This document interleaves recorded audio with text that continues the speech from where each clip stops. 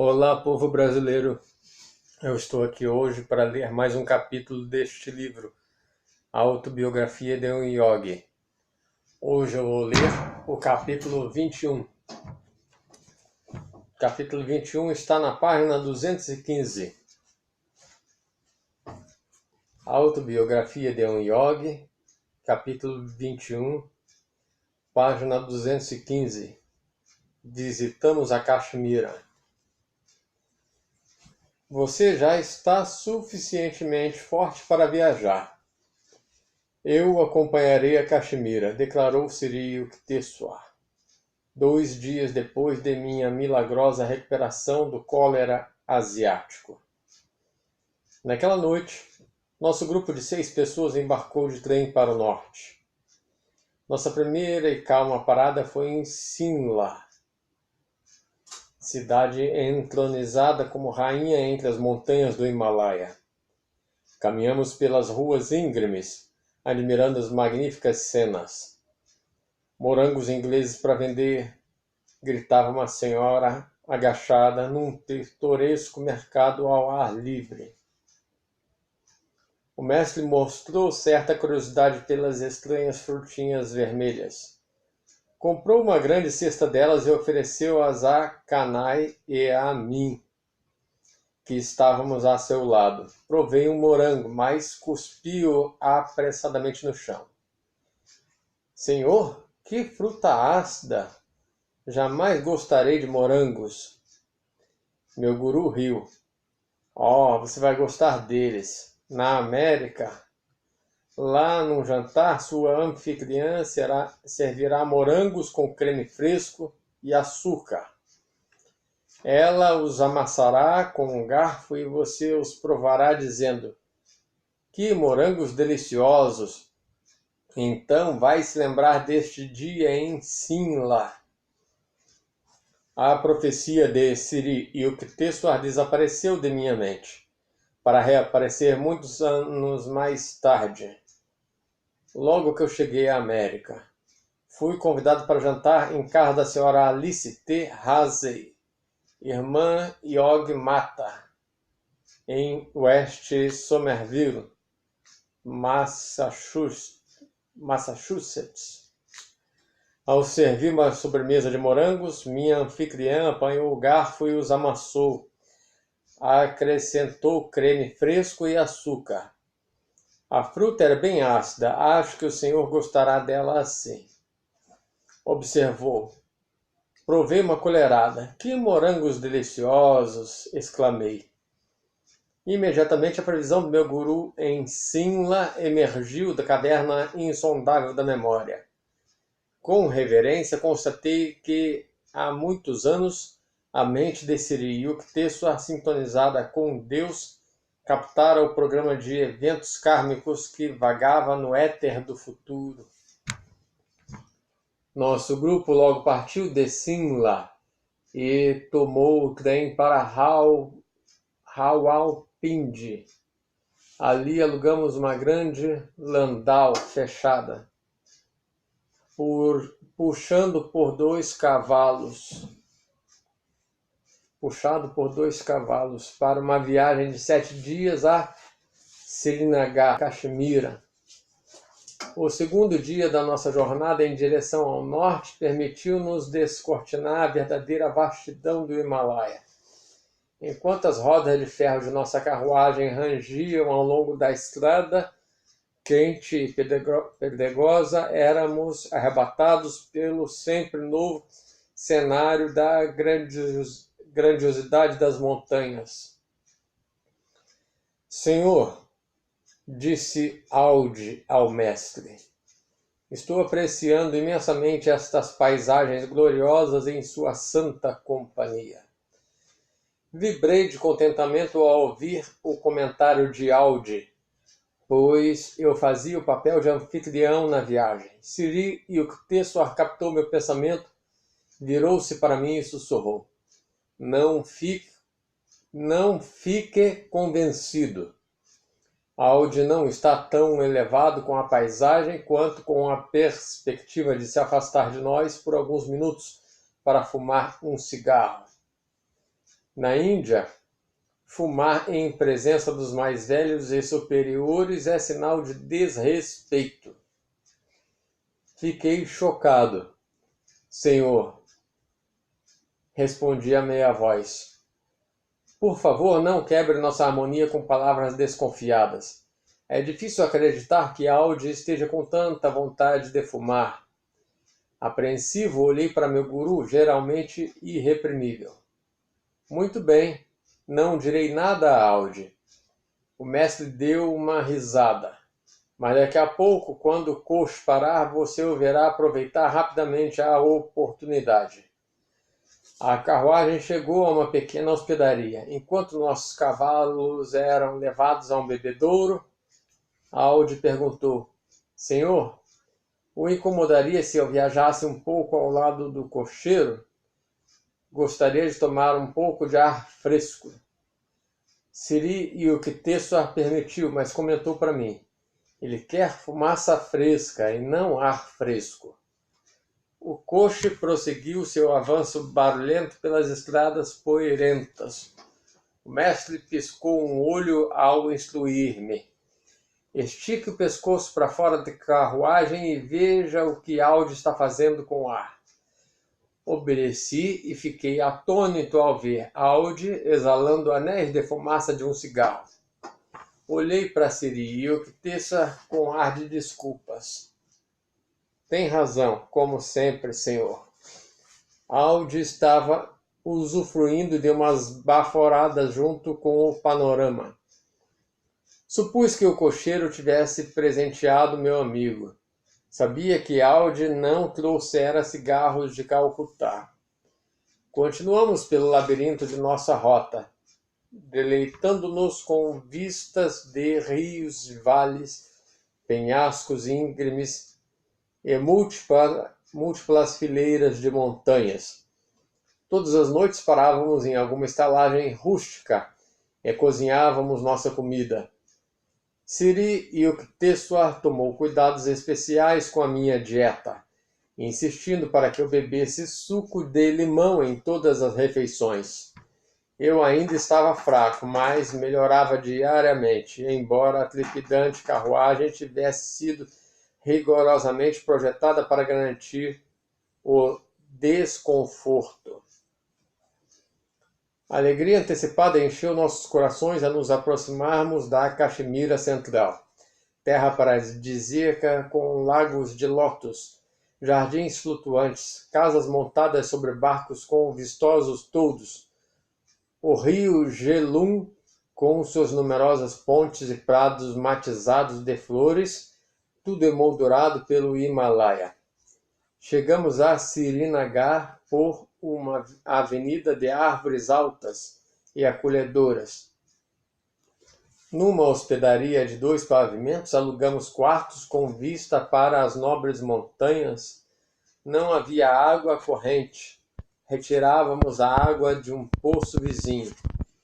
Tínhamos um verão ideal. Dias quentes e noites levemente frias. Fizemos uma peregrinação a um templo antigo de Srinagar, dedicado a Swami Shankara. Ao contemplar o eremitério no pico da montanha, nítido contra o céu, caí em êxtase. Apareceu a visão de uma mansão no alto da colina, num país distante. O elevado templo de Shankara, em Srinagar, transformou-se no edifício onde, anos depois, estabeleci a sede da Self-Realization Fellowship nos Estados Unidos.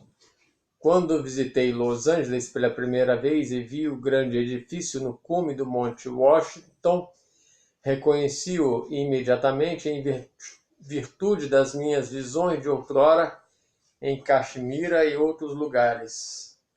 Alguns dias em Srinagar, depois fomos para Gulmarg, veredas floridas das montanhas. A 2.600 metros de altitude. Ali montei pela primeira vez um cavalo de tamanho grande. Rajendra montou um cavalinho trotador, cujo coração era movido pela ambição da velocidade. Aventuramo-nos pela íngreme Kilanmarg. O caminho atravessava uma densa floresta, abundante em... Pausa para mostrar umas fotos. Nessa página aqui tem duas fotos, olha lá. Uma página em cada foto. Esse homem aqui... Deixa eu ver aqui a legenda. Aqui. Quem que é esse homem aqui? Esse homem aqui é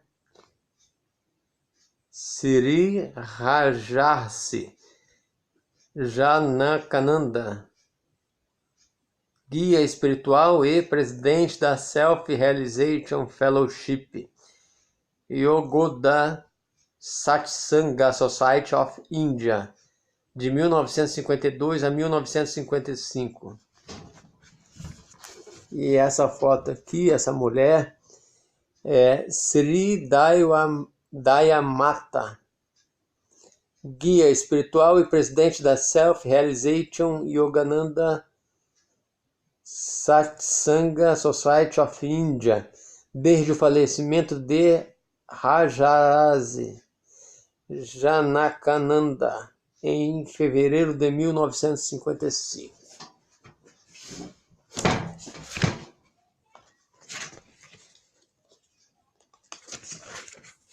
Tem mais uma foto.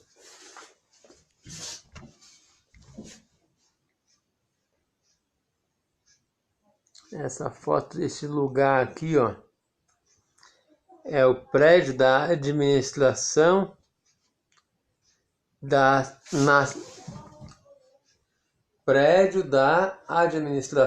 sede central internacional da Self-Realization Fellowship, Yogananda Satsanga Society of India, estabelecida por Paramahansa Yogananda em 1925, no topo de Mount Washington, em Los Angeles, Califórnia.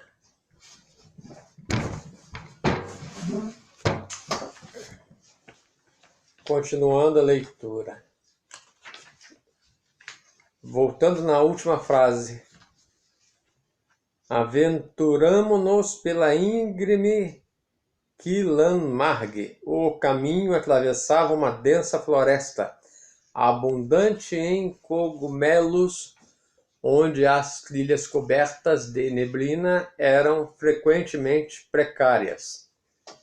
Mas o pequeno animal de Rajendra nunca deu a meu enorme e desenvolto corcel um momento de descanso, nem mesmo nas mais perigosas curvas. Avante, avante! Seguia infatigável o cavalinho de Rajendra, indiferente a tudo, menos a alegria de competir. Nossa extenuante corrida foi recompensada por uma vista de tirar o fôlego. Pela primeira vez nesta vida, contemplei em todas as direções o sublime Himalaia, coberto de neve, erguendo-se plano após plano, com silhuetas de gigantescos ursos polares. Meus olhos festejaram com júbilo a visão de cadeias intermináveis de montanhas de gelo contra o céu azul e ensolarado. Com meus jovens companheiros, todos usando casacões, rolei alegremente pelas brancas encostas de neve deslumbrante. Em nossa viagem montanha abaixo, vimos ao longe um imenso tapete de flores amarelas transfigurando completamente as ermas colinas. Nossa excursão seguinte foi aos famosos Jardins do Prazer, do Imperador Jehangir, em Shalimar, e Nishat Bagh. O antigo palácio de Nishat Bagh está construído diretamente em cima de uma cascata natural. Precipitando-se pelas montanhas abaixo, a torrente foi regulada por engenhosos mecanismos para fluir pelos terraços coloridos a jorrar como fontes entre esplêndidos canteiros de flores. O curso d'água também entra em vários aposentos do palácio e, por fim, cai como por mágica no lago que se encontra mais abaixo. Os imensos jardins são tumulto de cores. Há rosas, jasmins, lírios, bocas de leão, amores perfeitos, alfazemas, papoulas, filas simétricas de chinares. Chinares é plátano oriental. Ciprestes e cerejas formavam uma cerca viva cor de esmeralda. Por trás dela eleva-se a alva austeridade do Himalaia. Em Calcutá consideram-se as chamadas uvas de Caxemira, uma rara iguaria. Rajendra, que tanto falara do banquete de uvas que nos aguardava em Caxemira, ficou decepcionado por não encontrar ali grandes vinhedos. De vez em quando eu caçoava dele por sua expectativa sem fundamento. Ai, estou tão empanturrado de uvas que mal posso andar, eu dizia. As uvas invisíveis estão fermentando dentro de mim. Mais tarde soubemos que as doces uvas crescem a oeste de Caxemira.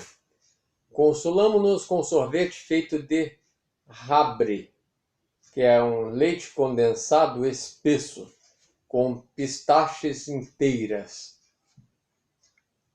Fizemos diversos passeios nos chicaras, ou pequenos barcos sombreados por todos vermelhos bordados, que navegam ao longo dos intrincados braços do lago Dao, cuja rede de canais parece uma teia de aranha aquática.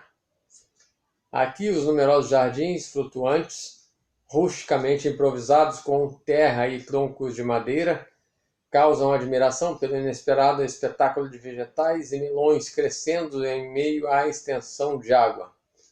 Ocasionalmente vê-se um camponês que não quer criar raízes no solo, rebocando seu lote de terra para uma nova localização no lago de inúmeros meandros. Neste famoso vale encontramos uma síntese de todas as belezas da terra. A dama de Caxemira é coroada pelas montanhas, adornada pelas guirlandas dos lagos e calçada pelas flores. Anos mais tarde, depois de viajar por muitos países, compreendi por que se costuma dizer que Caxemira é o lugar mais pitoresco do mundo. Possui alguns dos encantos dos Alpes suíços, do lago Lomond, na Escócia, e dos primorosos lagos ingleses. Um viajante norte-americano em Caxemira encontra muita coisa que o faz recordar a grandeza agreste do Alasca e do Pico Pikes, perto de Denver. Inscrevendo-os num concurso de belezas panorâmicas, propõe o primeiro prêmio para a deslumbrante vista do lago Xochimilco, no México, onde os céus, as montanhas e os álamos se refletem entre peixes travessos, em miríades de alamedas líquidas. Ou então os lagos de Caxemira, protegidos como donzelas formosas pela severa vigilância do Himalaia. Estes dois locais sobressaem em minha memória como os mais belos da Terra.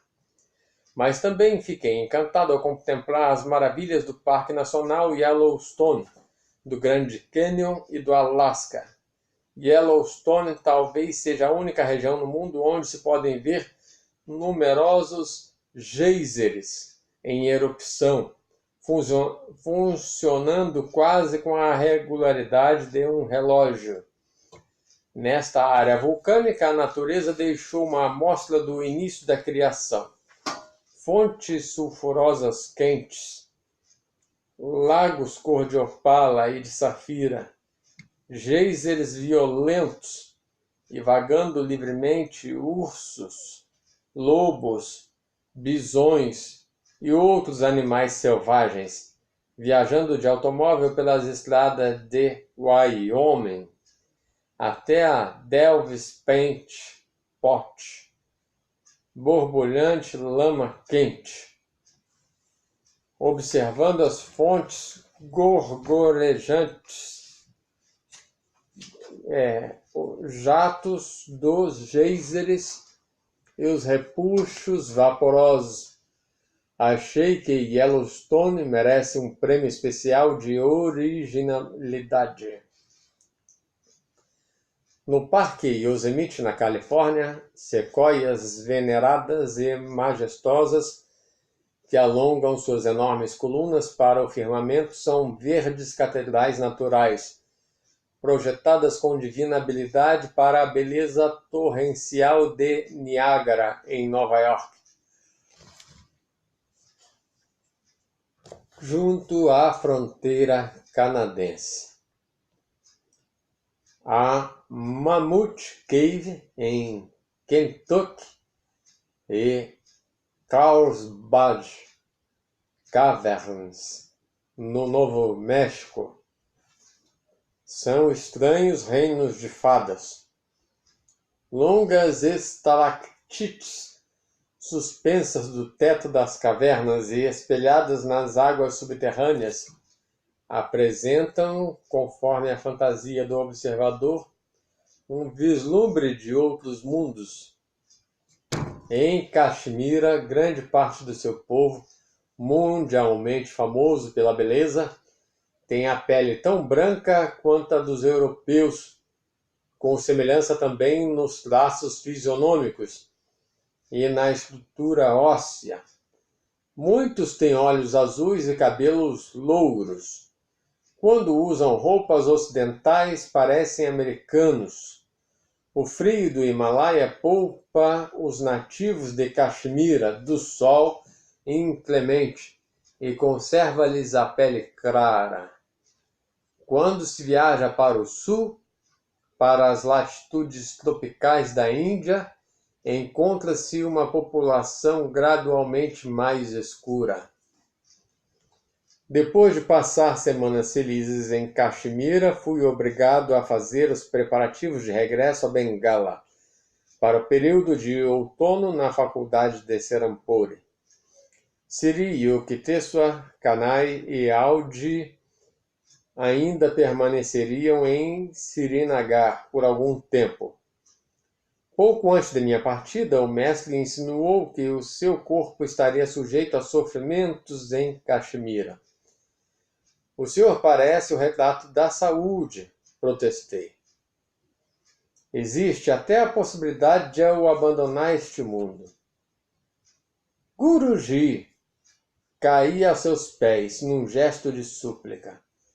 Por favor, prometa que não deixará o corpo agora. Estou absolutamente despreparado para prosseguir sem o senhor. Sri Yukteswar continuou silencioso, mas sorriu com tal compaixão que me senti confiante. Deixei-o com relutância. Mestre perigosamente enfermo.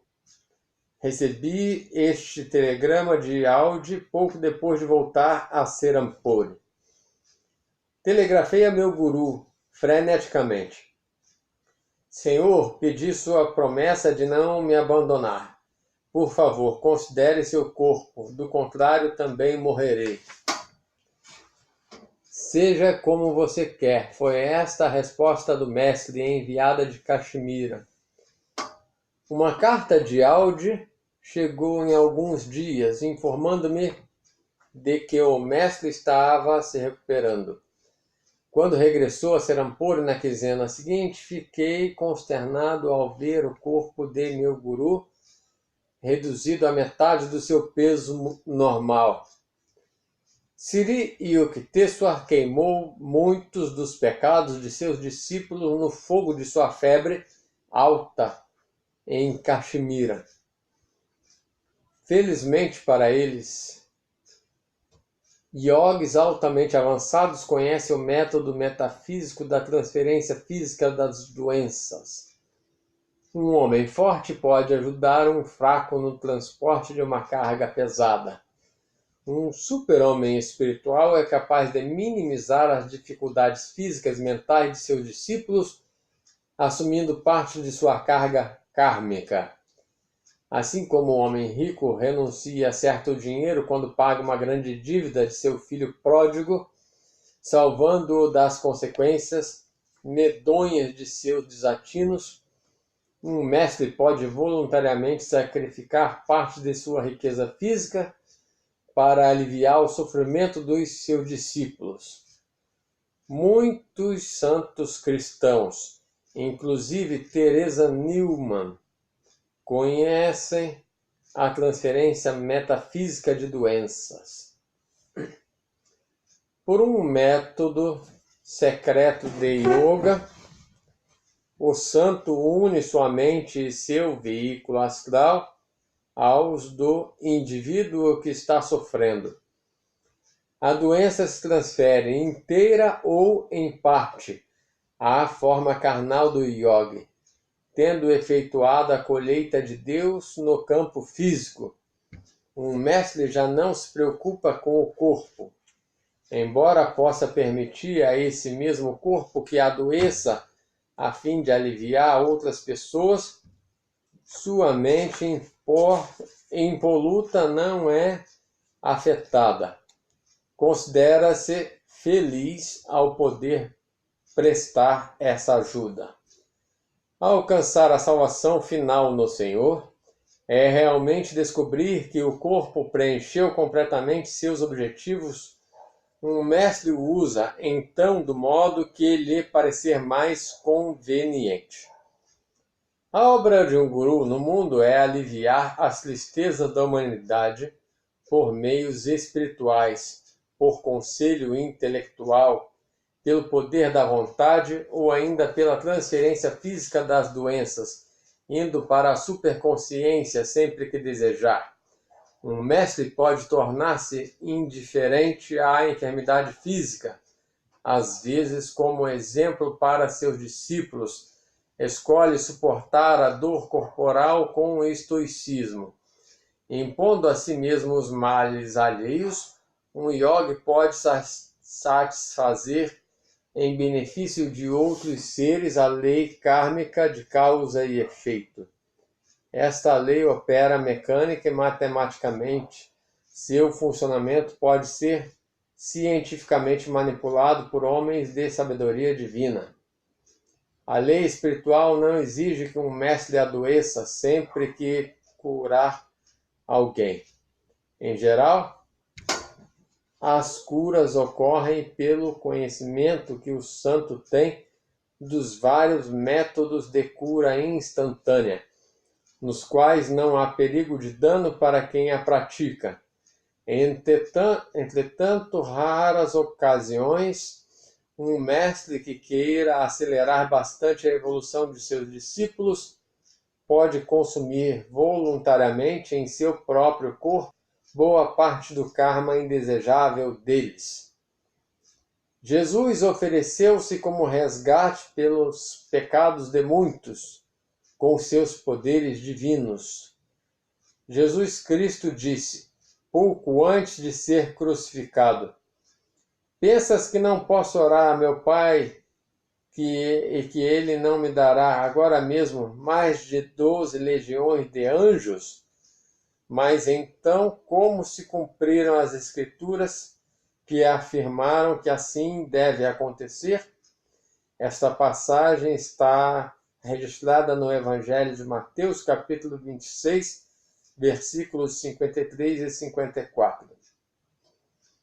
Jesus Cristo nunca se sujeitaria à morte pela crucificação se não quisesse cooperar com a lei cósmica sutil de causa e efeito.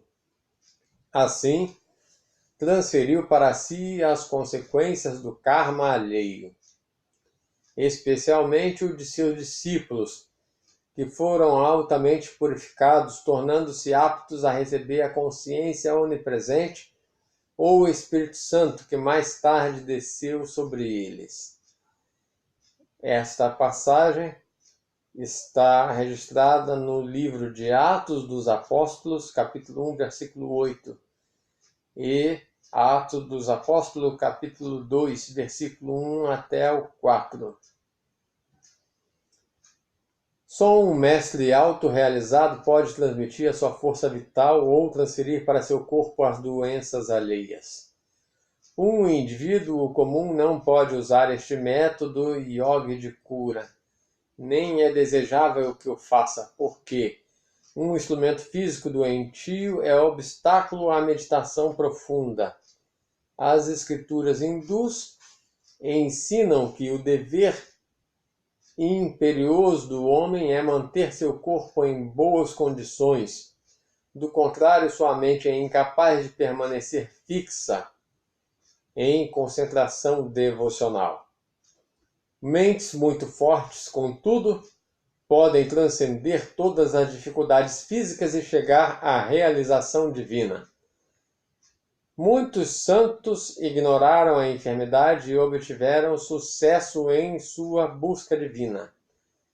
São Francisco de Assis, severamente atormentado por doenças, curou outros homens e até ressuscitou mortos.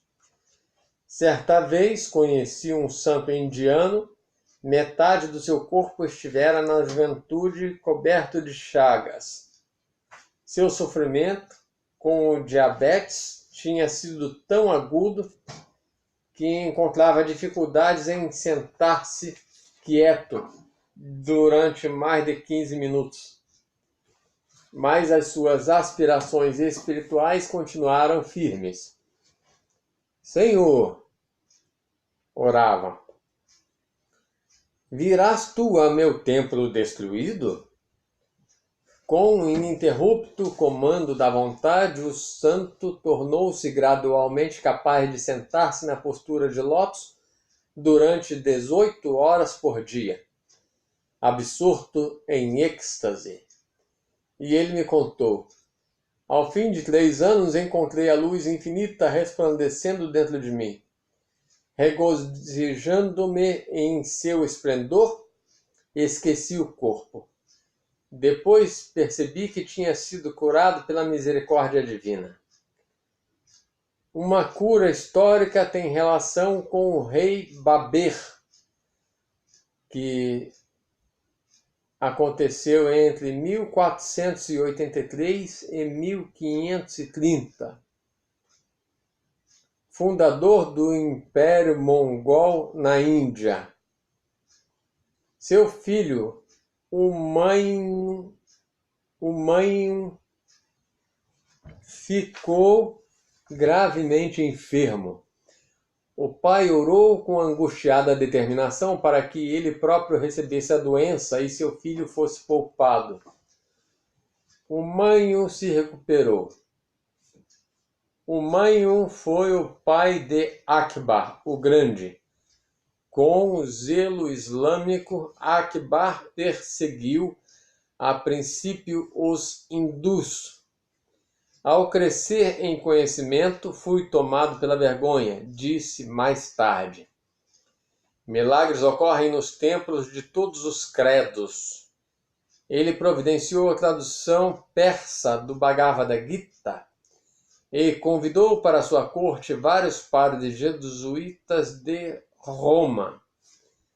Akbar inexata, mas carinhosamente atribui a Cristo a seguinte afirmação, inscrita no Arco da Vitória em Fatehpur Sikri, a nova cidade edificada por Akbar. Jesus, filho de Maria, paz lhe seja concedida, disse: o mundo é uma ponte, atravessa-a, mas não construas casa sobre ela. A suposição é infundada. Um corpo doentio não indica que faltam poderes divinos a um guru, nem a saúde permanece necessariamente. Indica a iluminação interna. As qualificações que distinguem um mestre não são físicas, mas espirituais. No Ocidente, numerosos buscadores confusos pensam erroneamente que basta alguém tratar de assuntos metafísicos em livros ou eloquentes discursos para ser um mestre. Entretanto, a prova de que alguém é um mestre só é fornecida pela capacidade de entrar à vontade no estado de não respiração, Sabkalpa Samadhi, e de alcançar a bem-aventurança imutável, Nirvikalpa Samadhi.